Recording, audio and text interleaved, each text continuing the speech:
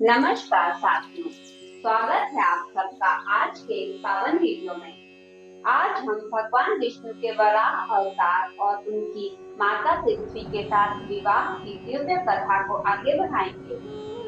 इसी विवाह के उपरांत उनके पुत्र नरकासुर का जन्म हुआ। प्रारंभ में वह एक महान व्यक्तित्व था, किंतु आगे चलकर उसके अहंकार और अधर्म का नाश करने के लिए स्वयं देवी ने पुनर्जन्म देकर उसका अंत किया। तो ध्यान से सुनिए और वीडियो के अंत तक बने रहिए तथा चैनल को सब्सक्राइब जरूर कीजिए ताकि आपकी कोई भी कथा छूटने न पाए।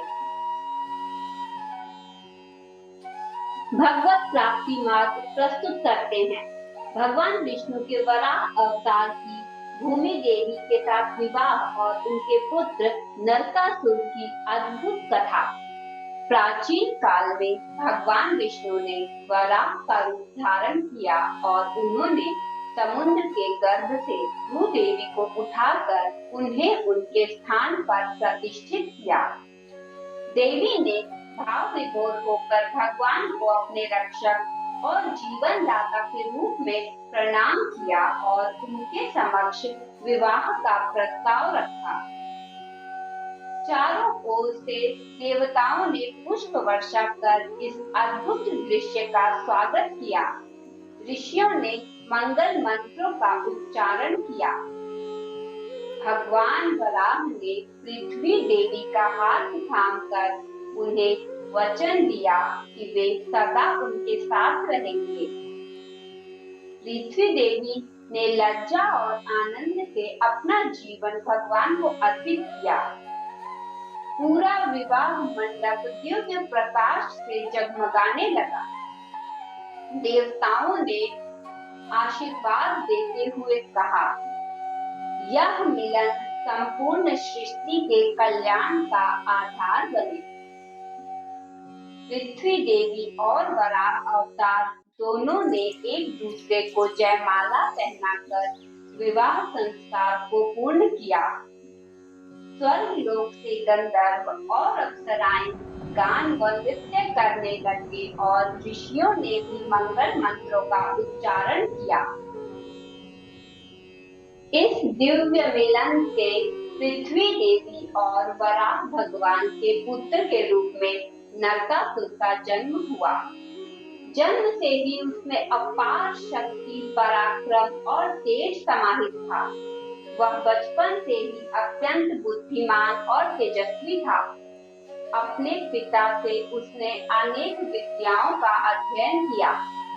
शस्त्र विद्या में वह पारंगत हुआ और धर्म, नीति तथा शास्त्रों का उसने गहन ज्ञान प्राप्त किया। यज्ञ, तप और साधना की विद्या भी उसने पिता से सीखी। युद्ध कौशल और रणनीति में वह निपुण होता गया। वहीं वेद और पुराणों की शिक्षा भी बचपन से ही उसे दी गई।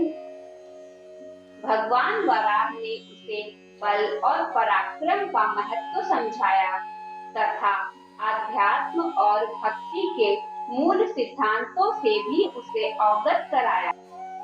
एक दिन देवी पृथ्वी वराह अवतार के समीप बैठी और बड़ी व्याकुलता से प्रार्थना करने लगी, प्रभु, यदि कभी मेरा पुत्र नरकासुर अधर्म के मार्ग पर चला जाए तो उसका दंड किसी और के हाथों से न हो, बल्कि मैं स्वयं ही अपने पुत्र को दंडित कर सकूं।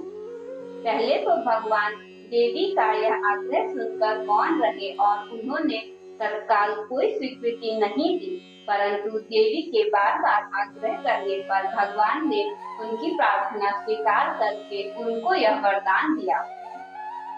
धीरे धीरे दैत्य प्रवृत्ति नरकासुर पर हावी होने लगी। जब वह किशोर अवस्था में पहुंचा और तलवार चलाने की कला सीखने लगा, तब उसके स्वभाव में कठोरता और क्रूरता झलकने लगी। देवी पृथ्वी और विष्णु भगवान उनके अभ्यास स्थल पर जाकर पुत्र के हर आचरण पर निगाह रखते थे और उसकी क्रूरता को देखकर वे दोनों माता पिता अत्यंत ही चिंतित रहने लगे। जब नरकासुर युवावस्था में पहुंचकर राजा बना तो उसका हृदय पूरी तरह से कठोर हो चुका था। शासन की बागडोर हाथ में आते ही उसमें दैत्य प्रवृत्ति पूरी तरह से प्रबल हो गई। वह एक तानाशाह शासक की तरह प्रजा पर राज करने लगा। धर्मस्थल और यज्ञ वेदियों की मर्यादा उसके अत्याचारों से भंग होने लगी।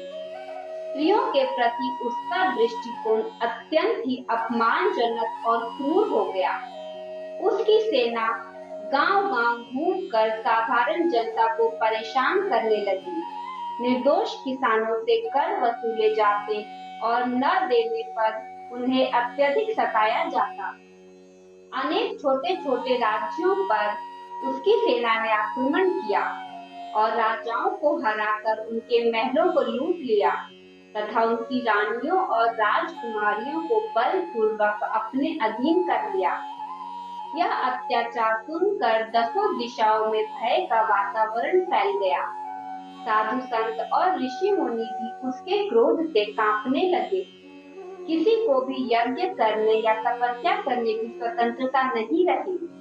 प्रजा दिन रात भय में जीने लगी। घरों से हंसी खुशी का वातावरण गायब हो गया।